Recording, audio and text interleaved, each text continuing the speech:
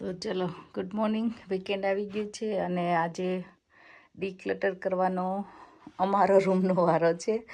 આ અમારો પહેલાં તમને દેખાડી દઉં થોડોક બેડરૂમ.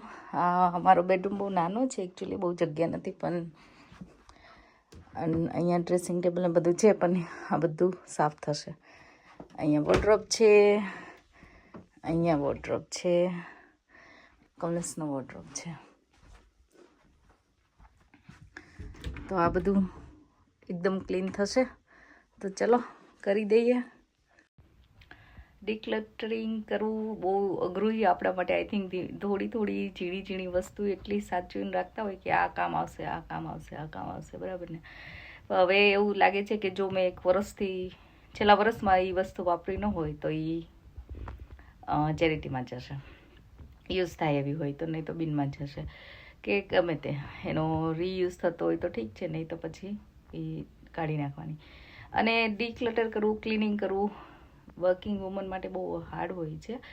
એક એવરી ટાઈમ કે એવરી ડે તમે ના કરી શકતા હોય. એવરી ડે તમારી નોર્મલ રૂટીન ક્લિનિંગ થતું હોય, વીકેન્ડમાં થોડું એનાથી ડીપ ક્લીન થતું હોય, પણ મહિનામાં એકવાર જો આપણે થોડો હાથ ફેરવી લઈએ ટાઈમ હોય તો તમારે રેગ્યુલર ઘર એકદમ ક્લીન રાખી શકો. અને અમુક વસ્તુ એવી છે કે વોર્ડરોબ છે, કિચન છે, એ જલ્દી મેસી થઈ જતું હોય, જે વધારે યુઝ થતું હોય ડેફિનેટલી, રાઈટ. તો એ બધી વસ્તુને ક્લીન કરવાનો ટાઈમ થઈ ગયું છે. સ્પ્રિંગ ક્લીન છે, આમાંય સ્પ્રિંગ આવી ગયું છે. સ્પ્રિંગ ક્લીન કરીએ, થોડું ઘરને આમ રિફ્રેશ કરી દઈએ. તો ચલો આજે અમારો વોર્ડરોબ કરવાનો, વોર્ડરોબ પ્લસ અમારો બેડરૂમ આખો થશે.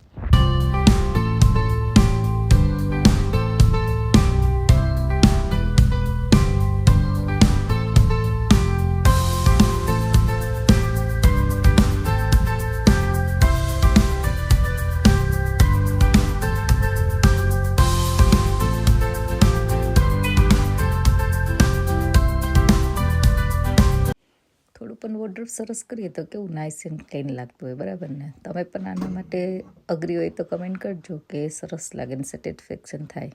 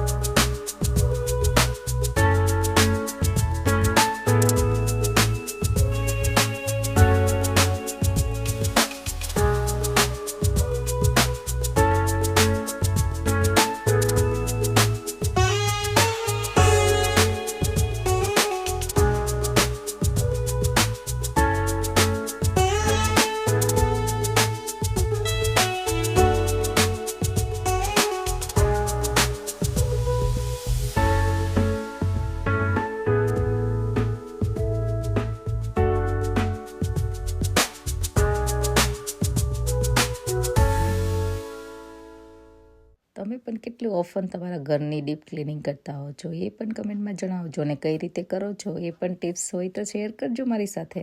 નોર્મલી હું ટ્રાય કરું છું કે વન્સ ઇન અ મંથ આવી રીતે બધું સરસ ફર્નિચર ને બધું લૂછાઈ જાય, થોડું ડીપ ક્લીન થઈ જાય. અને એવરી સિઝન ચેન્જ થાય ત્યારે પણ કરવાનું ટ્રાય કરું છું કે જેથી એકદમ હાઉસ ફ્રેશ લાગે. ક્લીન કર્યા પછીની ફિલિંગ કેવી સરસ હોય કે એકદમ આમ મસ્ત લાગે, બરાબર ને. Nice and fresh. અને આમ ખબર નહીં, ઘરમાં જગ્યા જાણે વધારે થઈ ગયું એવું મને ફીલ થાય. તમને એવું ફીલ થતું હોય તો પણ કહેજો. અને જે સેટિસ્ફેક્શન મળે ક્લિનિંગ કર્યા પછી, જ્યાં સુધી કરો નહીં ત્યાં સુધી આળસ કરીએ, પણ જ્યારે એકવાર થઈ જાય પછી કેવી મજા આવે ખબર નહીં. મને તો એવું લાગે કે આમ સેટિસ્ફેક્શન બહુ થાય કે વાવ કેવું સરસ થઈ ગયું. બેડશીટ ચેન્જ કરવાનું મને બહુ અઘરું લાગે, સિરિયસલી અઘરું છે. કોઈ એ બીજું હેલ્પ કરવાવાળું હોય તો ફટાફટ થઈ જાય, સાચી વાત ને. અને મને ટાયરિંગ પણ લાગે, પણ એકવાર બેડ ચેન્જ થાય એટલે આમ મજા આવે, ફ્રેશ લાગે.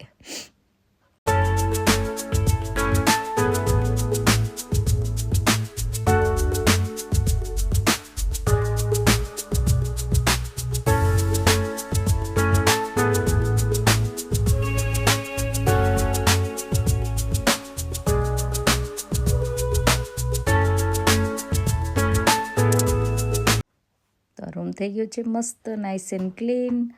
અને ખરેખર સરસ ફિલિંગ આવે છે. તો તમે પણ આવી રીતે ક્લિનિંગ કરતા હોય, તમારી પાસે નવી કોઈ ટિપ્સ હોય તો પણ કમેન્ટમાં જણાવજો.